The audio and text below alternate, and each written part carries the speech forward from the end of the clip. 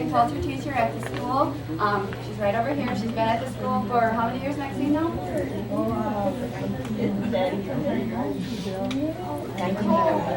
And we have Sunny Hill with us today. He'll be singing the Iroquois social dance with the children. He's somewhere around a corner, kind of shy. My name's Joylene Cornelius, and these are our second grade students from the United Nation Elementary School. First of all, we'd like to do the opening address. And Maxine,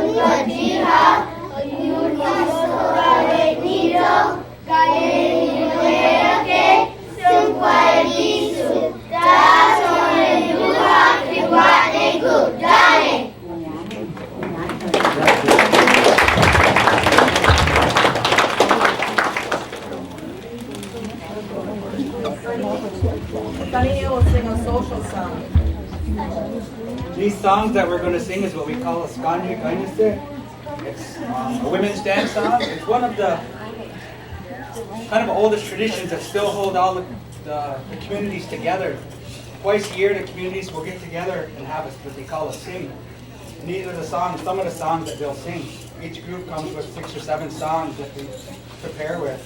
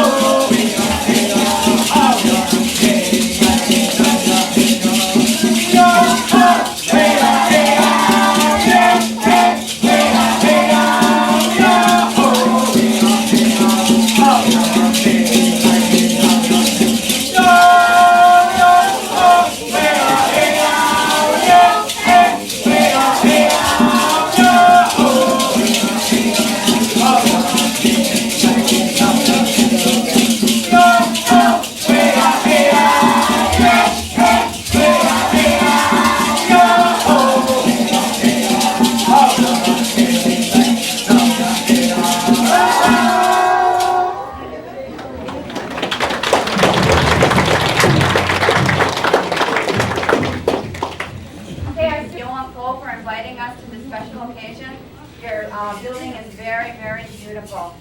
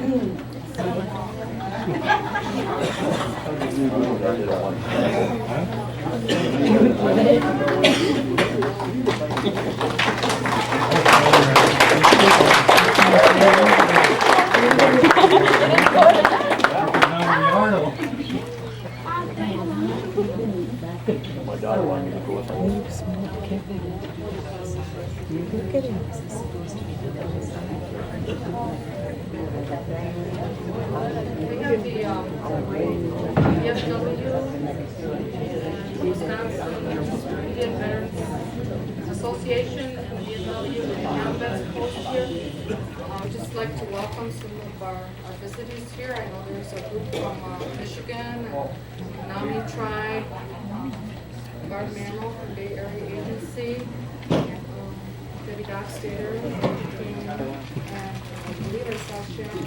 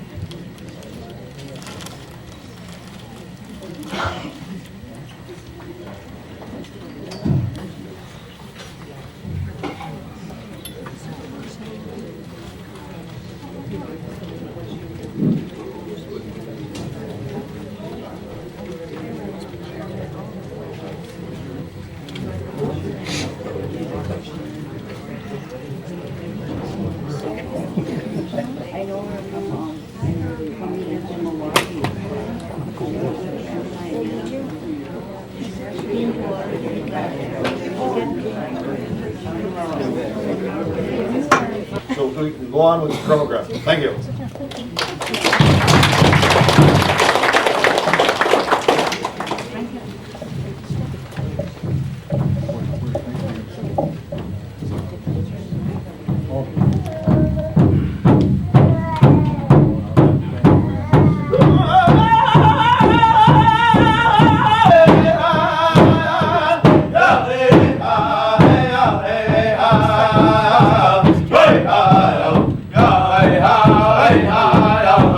Hey!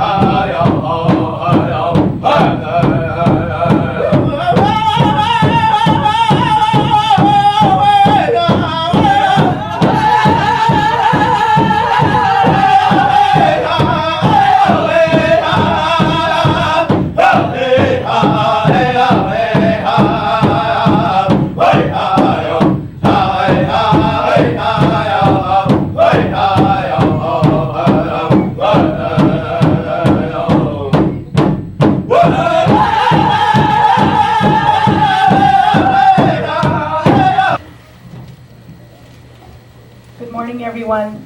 This is truly a wonderful occasion to see everyone here and to be a part of this celebration.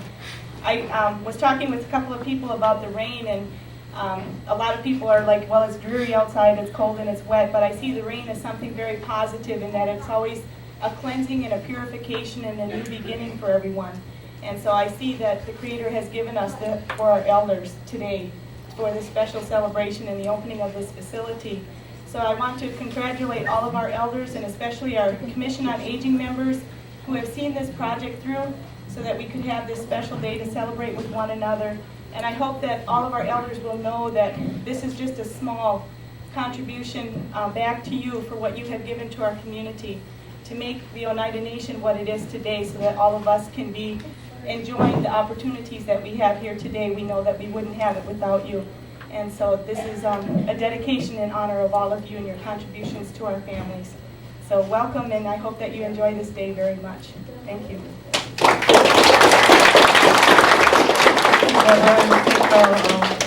Thanks to the other BC members for their help too.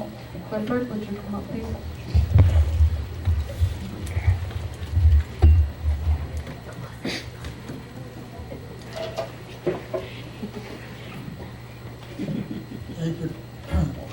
Thank you, Debbie and Roberta, for your presentation this morning. I would like to welcome each and every one of you to the grand opening of this Elderly Services Complex building. It is an honor and a privilege for me to be a part of this historic event. On different occasions, I have questioned the residents living in this complex as to if they are having any problems. And so far, I think the most problems they've had is maybe put a burnt out light or something minor like that.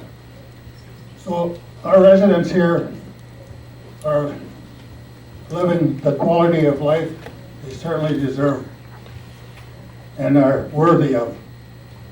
I would like to thank Don White, Governmental Services Director, Fred Muscovich, our area manager, for the support they have given this Elders program. I would also like to thank Roberta's staff for the hard work they put into making this event possible. And just a side note, Roberta's staff offers a lot of services to our elders right here in this complex. I would like to thank the Oneida Nation Commission on Aging, which we call ONCOA. I would like to thank the board for their support of our elders. And especially a thanks to the ONCOA Board Planning Committee, whose efforts were vital to getting this dedication together. And I'd also like to thank the people that were involved from the first stages of this planning and working with the construction crews and the planning committees to get this project off the ground. And I have one last note here. Is Mr. Fred Weichert here today? Mr. Weichert is a state assemblyman from Appleton in the 57th district. He's a Republican, and he takes care of a lot of the issues that come up concerning elders down in Madison. So I know they went back to work this week, so I'm sure that's why he isn't here today. But he's asked me if he could attend any of our meetings, and I told him he was welcome anytime. So one of these days he'll be at our ONCOA meeting. Once again, thank each and every one of you for coming here today for this historic event. Thank you.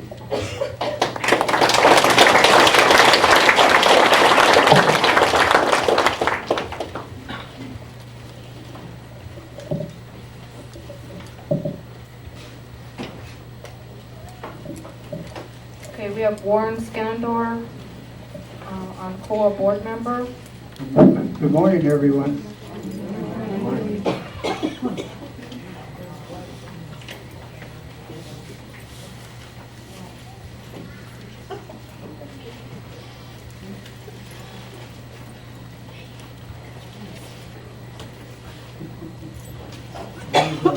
It is a privilege and honor to present these plaques to the following members of the OHE Complex Committee. Emerson John.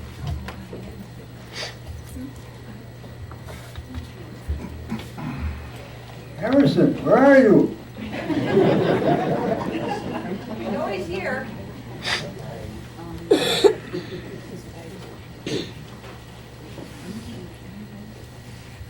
Next person is Pearl McLester.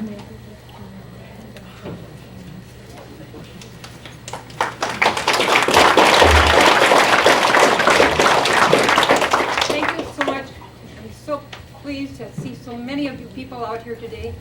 And we worked hard to get this job, this thing off the ground some time back. We lost some of our people along the way. But we've got this far, and we thank everybody that's worked so hard to get this building accomplished. Thank you.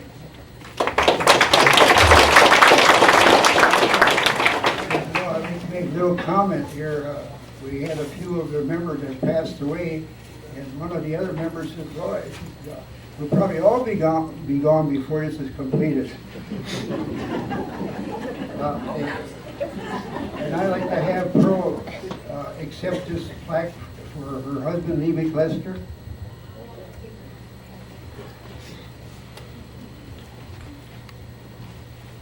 Thank you, folks. Lee always said, I'll never see it completed, but he worked right up to the month before he died. And I've got a write-up out there if you want to pick it up. It's in my family is written up of what their daddy did. Thank you very much.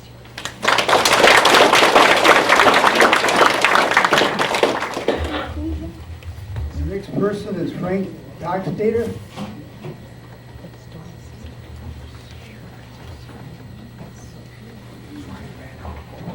Well, he was here. I was talking to him before. Maybe I can give it, present it to his wife.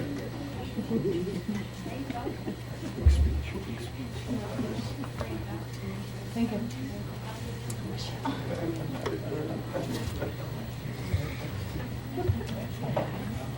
The next person is Margaret Skinador.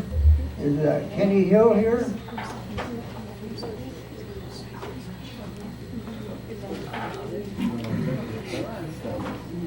Another person that was here and disappeared.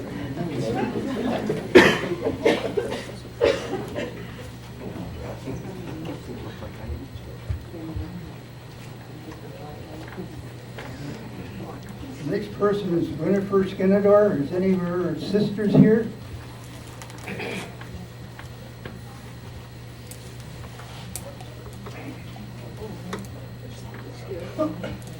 And the next person is Mary Dodge.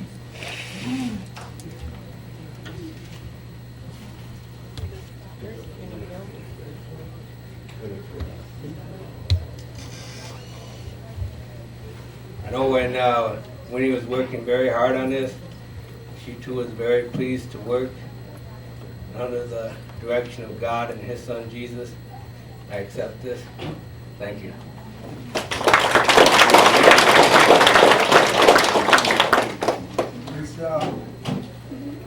This next one is for Mary Dodge. Is her daughter here? Well,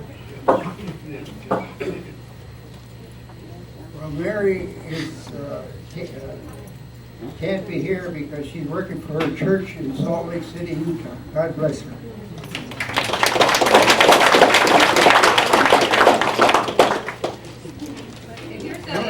Emerson.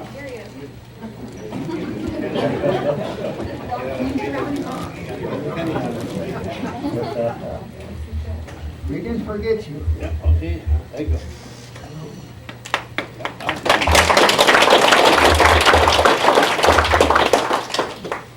And the member that started off, got this off the floor is Wendell McLester. Wendell, are you here? She's here. Wendell, would you like to say a few words? You might not be able to have me quit if I start talking. I guess I'm pull out the plug.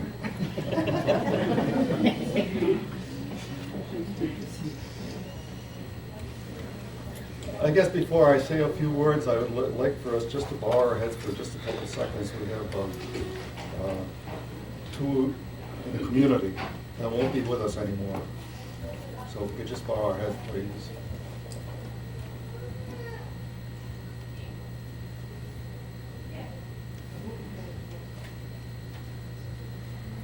Thank you. Well, I got a lot to say, but I guess my time is limited, so I won't be able to talk all day. It's a pleasure to be here today, and it's a pleasure to see the facility up. Can you all hear me, first of all? No? You mean I gotta talk louder? Like I said, it's a pleasure to be here today, and it's a pleasure to see so many of our elders here. I know it's something that has been waited for a number of years.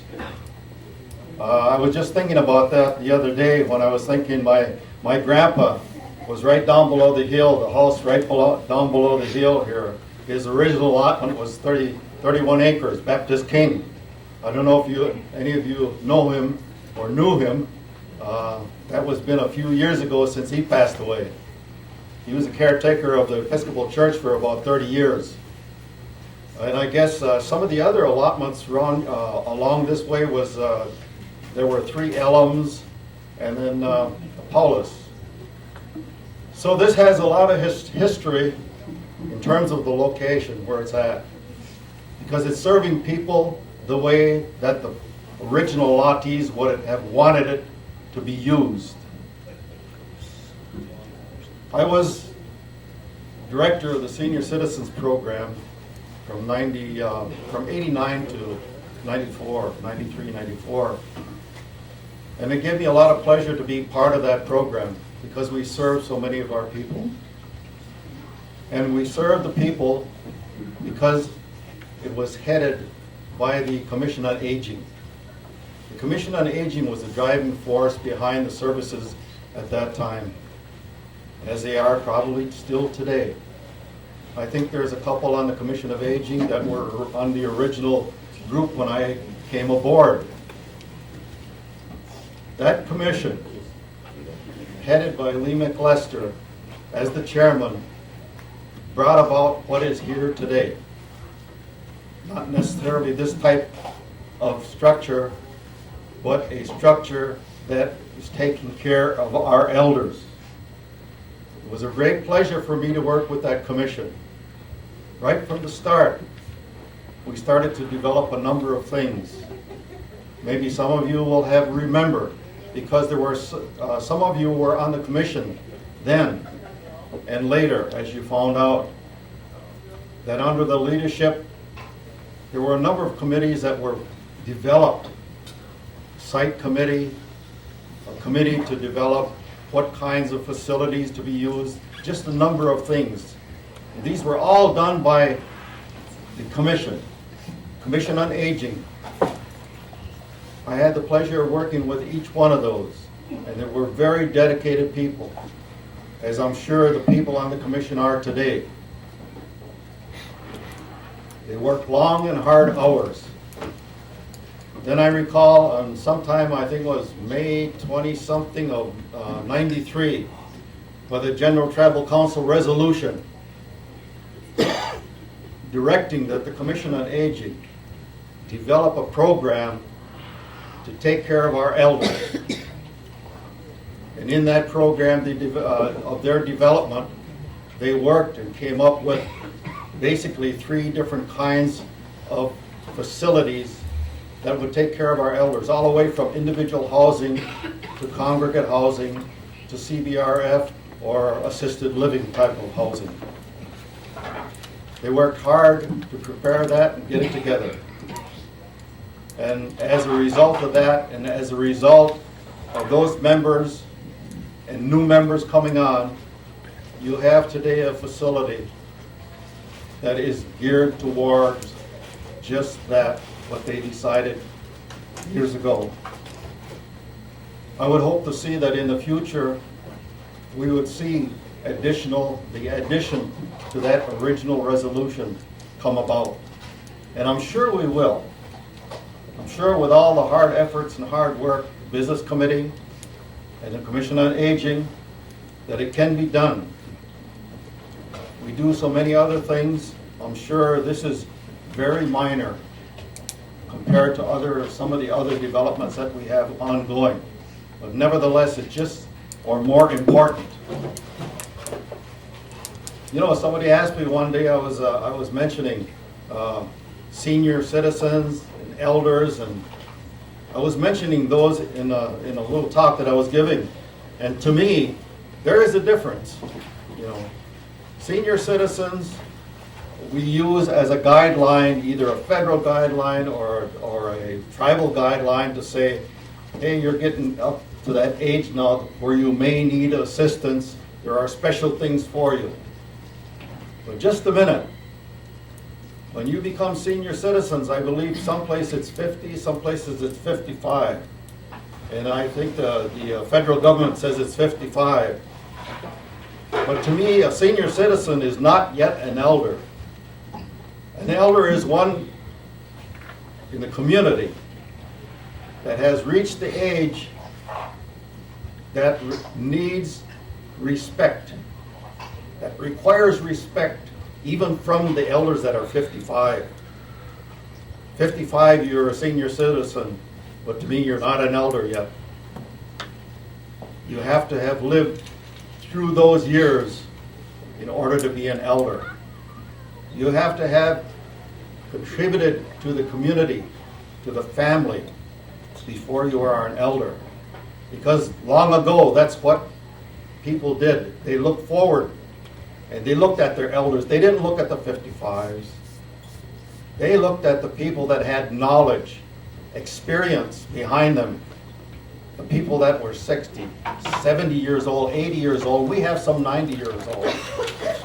Those are elders. They're not senior citizens anymore. They are elders to be respected and to be listened to.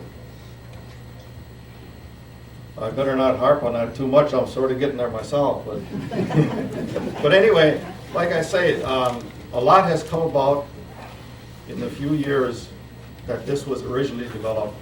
And it was all developed because of the former chairman, Lee McLester, and the hard-working board. And believe me, they did work hard. As nearly as hard as my one of my good secretaries, I think she was here, I seen her a while ago, Donna Scanador. There was a good worker, and she's a senior.